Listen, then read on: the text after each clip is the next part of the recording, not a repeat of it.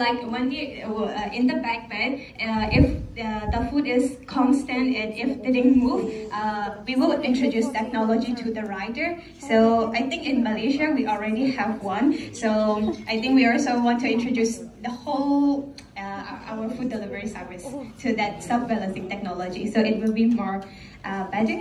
I think, yeah, this is all about our innovation. Alright, you have 30 seconds.